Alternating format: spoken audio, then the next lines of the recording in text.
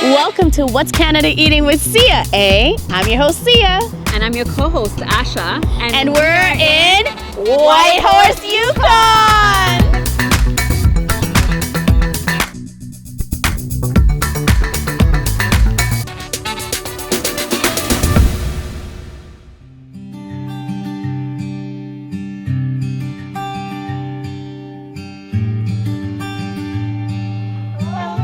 Hi.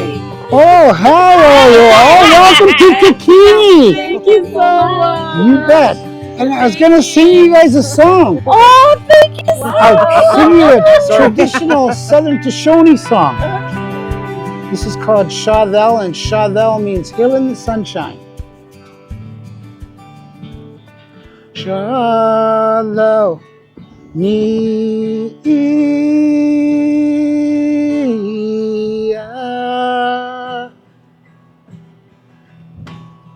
Shawthel, ni hey, hey, hey, hey, hey, Gita, Shawthel, ni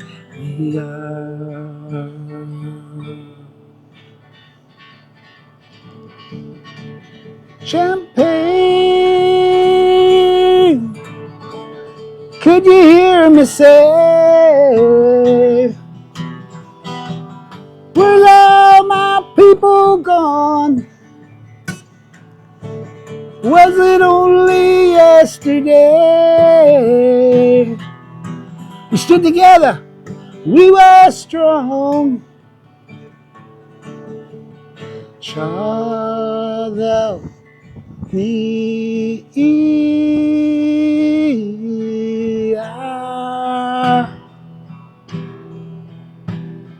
Shawthel, ni Welcome everyone to this episode. First and foremost, I want to thank the Champagne and Ajax First Nation for allowing us and welcoming us to be on their land today. We have a very special guest with us. It is none other than Chef Joshua. Hey, oh my goodness, you brought the salmon. Yeah, sure did. Okay, wow, it's like you're ready and good to go. Yeah. Okay, so I guess let's go. For sure. So what are we doing with the salmon? This is a sockeye that was gifted to me from a neighbor. And I put in a brine this morning with salts and soy sauce, some birch syrup. Okay, that sounds so delicious. And brown sugar. And Woo! then we're gonna let this smoke for like an hour. Oh, And then I love that. add it into our soup at the end. Okay, perfect. So we just close that up right there. Yeah. This is very handy dandy. This looks like a mini fridge, and it's just a smoker with that, right? Yeah, it's pretty handy. Like I use it all the time, take it for different jobs, cooking jobs, and yeah, I like it. Oh, that's so great. Okay, so we just leave that for an hour? Yeah, for Okay, sure. and then we just go back in and start the. What are you making for us? We're making smoked salmon chowder. Smoked salmon chowder. Smoked salmon chowder. Right. Get this going. So first, I'm just gonna saute this bacon. Perfect. Okay, so what do we got here? Right now, we'll saute this bacon and have it rendered and brown a bit. Okay. So just toss that right in there. Yeah. Okay. Oh, I hear that sizzling. And is this smoked bacon? Yeah, smoked bacon. Got it from a local butchery in town called Tum Tums. Okay. Yeah, they make pretty good bacon there. Do you usually get your bacon from there? Yeah. Yeah, it's a nice product, so. Hey, listen, if it's not broken, don't fix it, right? Right, yeah. Yeah, keep going to what you. Use good products, you get a good product. There you go. You keep on going. Yeah. So what are we waiting for it to sizzle here? No oil, no anything? No, it should render itself with like bacon. Yeah. Uses its fat. Yeah, it uses the fat and comes out, and might as well use all natural. Usually best. Perfect. Ooh, that looks so good. Yes. And then while that's going, you're gonna grab a spoon there so we can mix it up? Yeah. Okay. You got the big one. First one I found. So what's happening now with the bacon? It's just rendering and kind of like browning it, so malarding, I guess it's called. Mm-hmm. When it browns. So we leave that there for a few minutes before we add anything else to it? Yeah. So what made you take the next step to go to school for cooking? I don't, well, like I always like cooking, and I was surveying for a while, and I was getting these odd jobs like working at -40 all winter. I was like, oh, I want to maybe come inside for a bit. It was getting pretty cold at some of these jobs beside the big lake. What were some of these jobs? Now I'm curious. You have to tell us. Yeah, I don't know. There's like a subdivision around Kluane Lake. We're like outside -40. It's like trying to use that survey thing, and had to keep like the batteries. -40. Batteries under our pits to make sure that the camera is working. That's how cold it is. You gotta use your armpits. Go to the truck every half hour to warm up again, and then or whatever it was. Josh was like, "This is not my life. This is not what I was born to do." And you're like, "Screw this." So in that moment, was that when you're like, "You know what? I need to transition." Yeah, I thought to come back and yeah, I don't know, and like yeah, pick up cooking. And I really enjoyed the program we had in like Whitehorse College or Yukon College. Okay, so that's where you went to school for it. Yeah. Yeah. It was good. It was you learn a bunch of different techniques and the proper methods, making clear soups, and I don't know. You know that. So now learning these techniques, how did you transition that with traditional ways of cooking?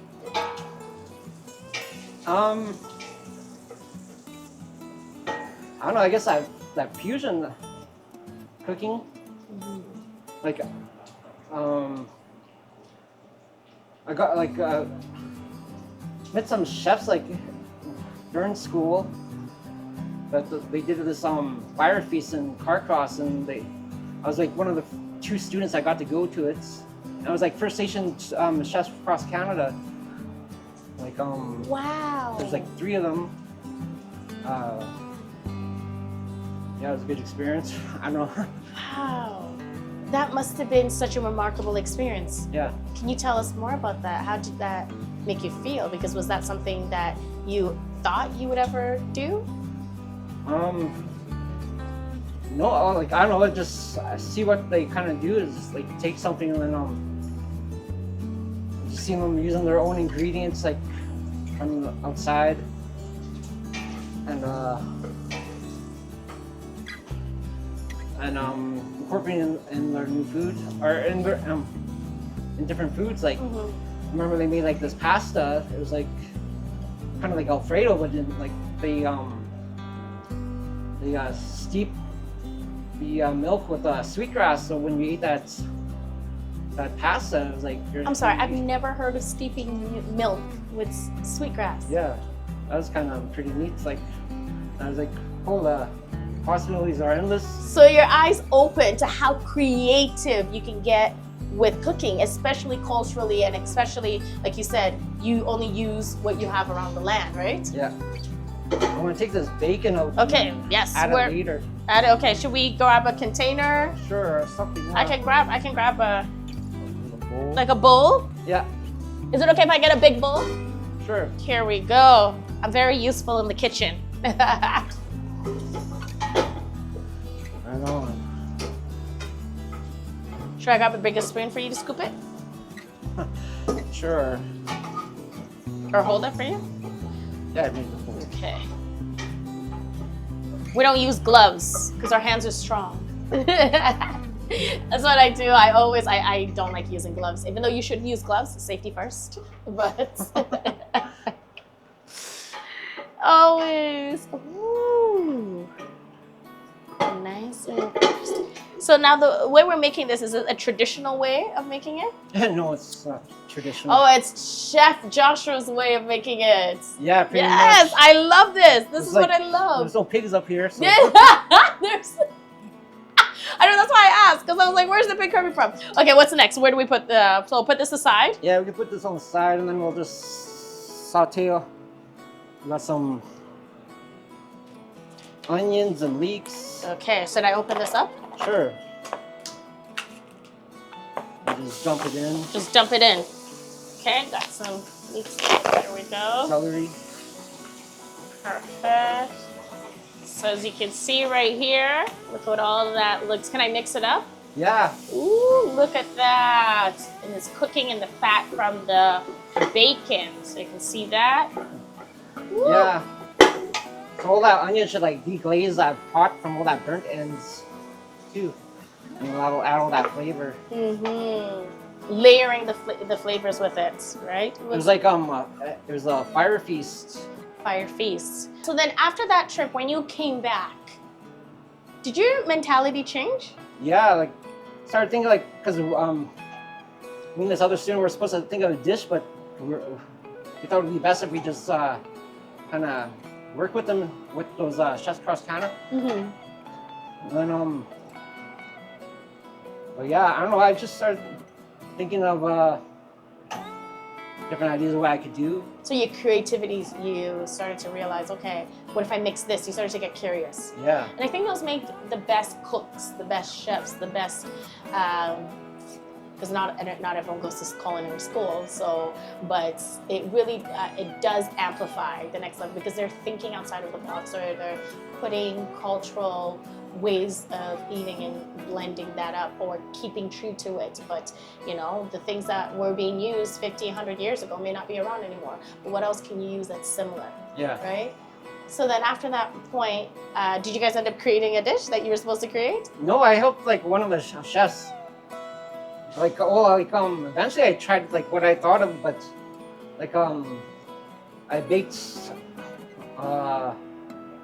bannock on a stick, and then I kind of like put like meat in there, trying to make it like a burrito, but Oh, how did that go? it was good. Like Yeah? yeah, there was nice open fire on the bannock, and Ooh, that sounds Different. delicious.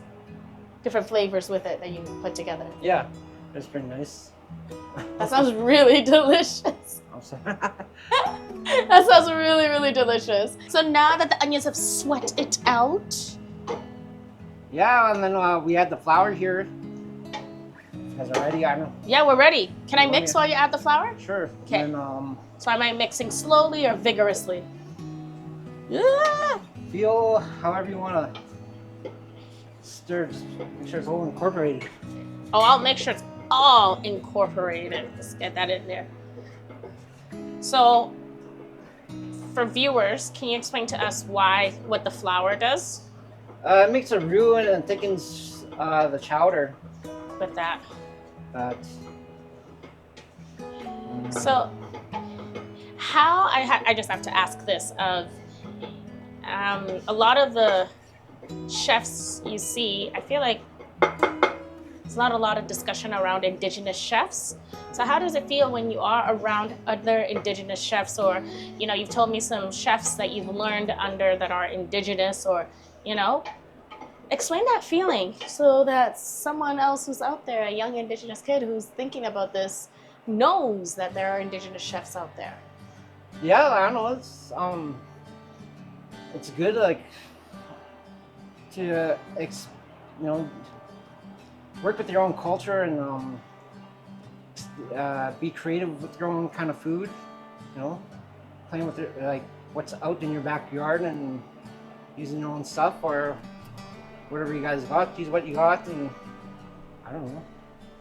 I found it a nice way to be creative, and you know, you get to reach out people like pretty quickly. Like people, you get instant gratitude from cooking people. Yes. That are from your culture. Yeah. Yeah. And what's this? This is salmon stock I made this morning. Okay, so we're pouring some salmon stock in here. Yeah. Ooh. So we And how did you make your salmon stock for those who are curious out there and would want to make their own? I used like the whole salmon, like from the head, all the bones, the fins. I've added, some onions and leeks, celery. I think I put in a couple of morel mushrooms in there. Some dill and thyme and parsley. And you let that all cook. Yeah. So how long did that take you? Well, I brought it to boil and I turned it down and let it simmer for about an hour. Okay. Then you put that together. Yeah. It's all coming together, right? You betcha. This looks good. Oh. Yeah, then also add some clam juice too. Some clam juice. Yeah. So we'll put that in there as well too. Okay. Get all the seafood in there. We'll turn up and bring it to a boil. Bring that to a boil. Yeah. Joshua, what is one dish you've made where you're like, I will never make this again, but you thought about it and it sounded good in your head? I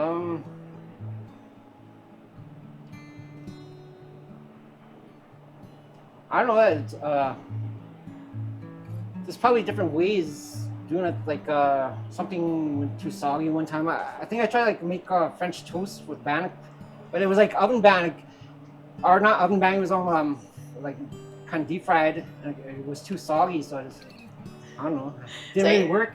Oh, dear.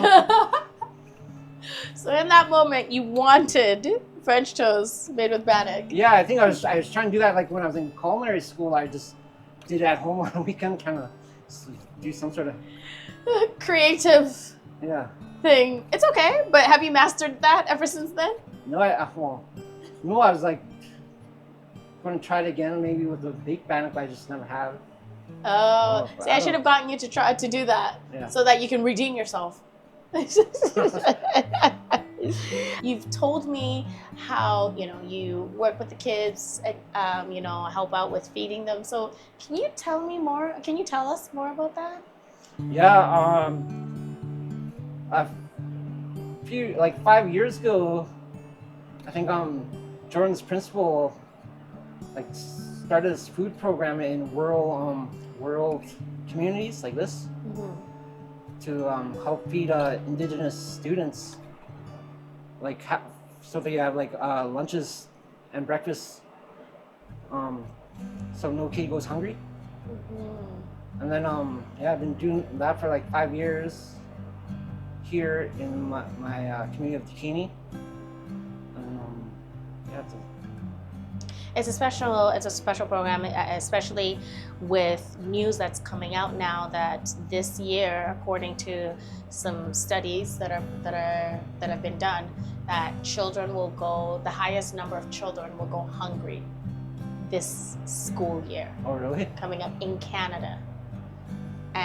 Or in BC, I believe. It's one of those two. So it's just hearing this and seeing that and seeing what you are doing for the children just goes to show how much of a need there is for that. And especially when we're supposed to be such a developed country, you doing your part. Have you ever thought of, working with kids, teaching them how to cook, or is that something you've done in the past? A little bit,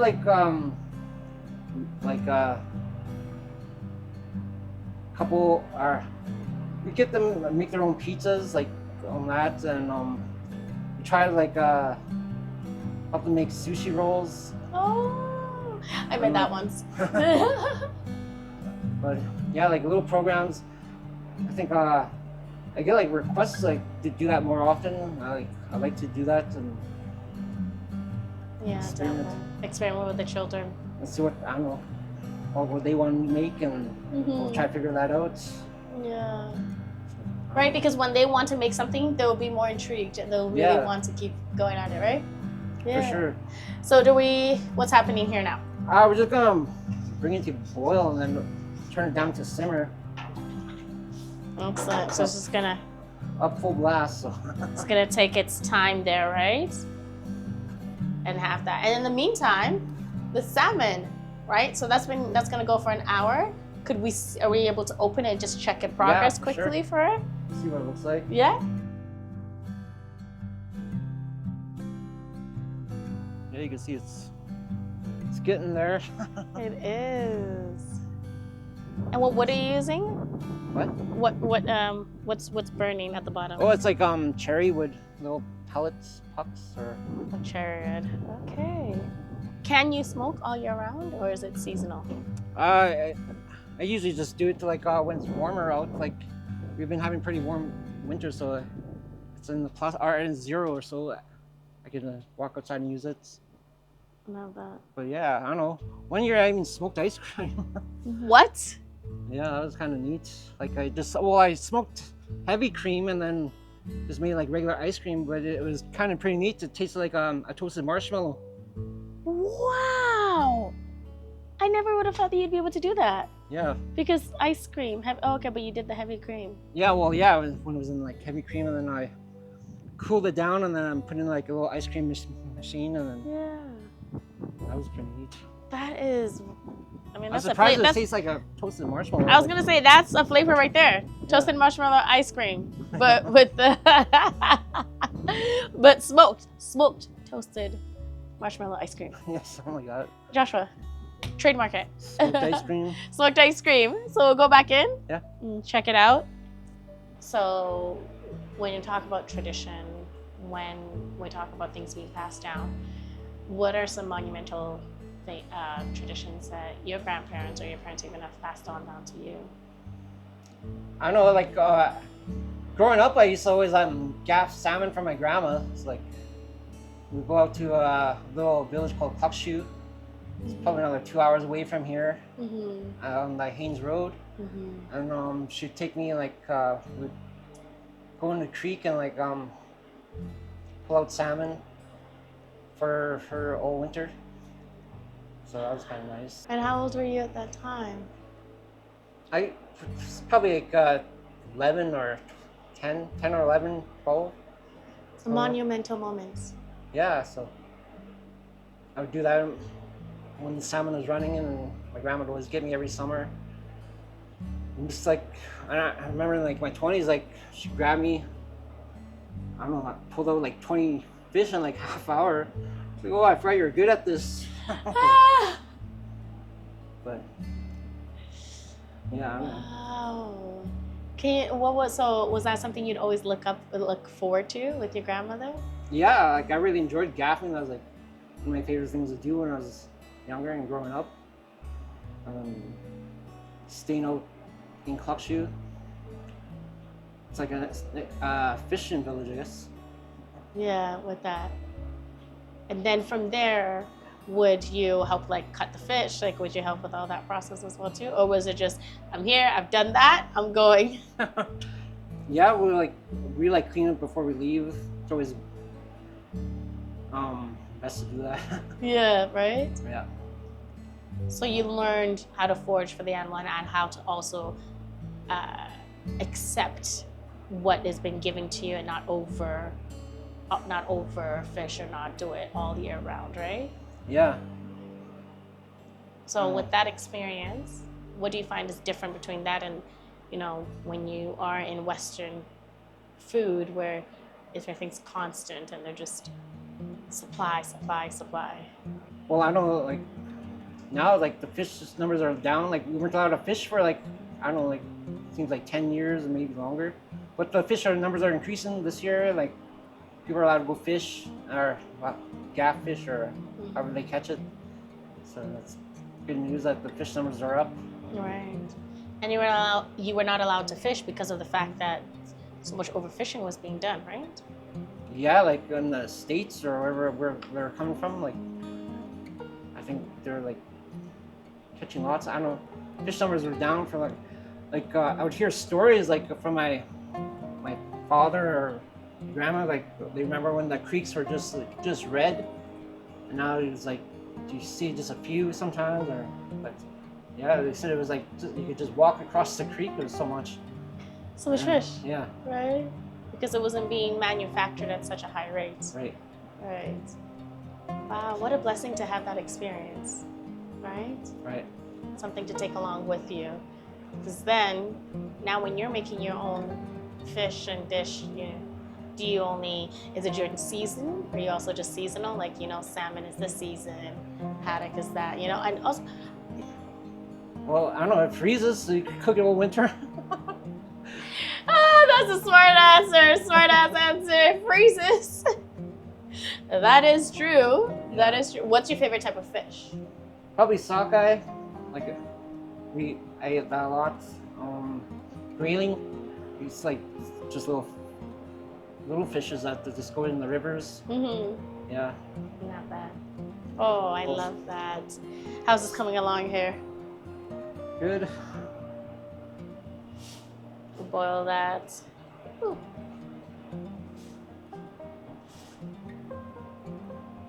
And how long does it usually take to make this dish? Should just well, the vegetables just need to simmer and share its flavors. I'd say about 45 minutes, or probably less than 45 minutes. Mm-hmm. So, To have that. yeah. And what was your favorite dish growing up with that? Is, comfort food. What was it for you? Probably just ramen. I don't know, I like dried salmon. I hope your mom does not hear that. Joshua!